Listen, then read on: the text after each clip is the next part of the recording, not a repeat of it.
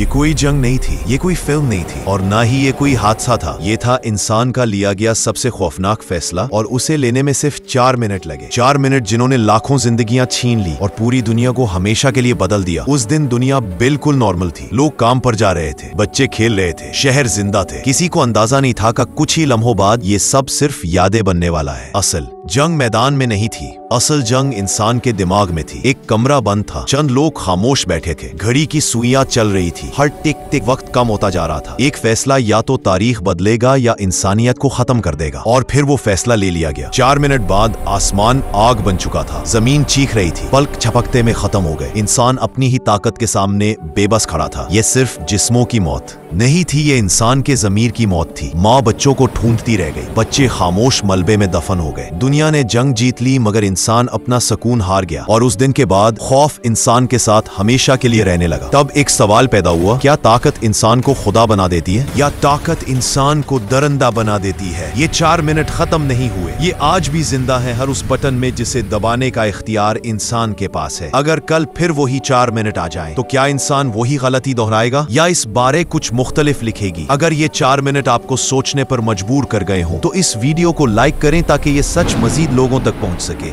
ऐसी ही दिल हला देने वाली डॉक्यूमेंट्रीज के लिए चैनल को सब्सक्राइब करें क्योंकि अगली कहानी इससे भी ज्यादा चौंका देने वाली होगी। इस वीडियो को शेयर करें क्योंकि कुछ हकीकतें छुपाने के लिए नहीं होती, और कमेंट में जरूर बताएं अगर वो 4 मिनट आज दोबारा आ जाए तो क्या इंसान इस बार दुरुस्त फैसला करेगा।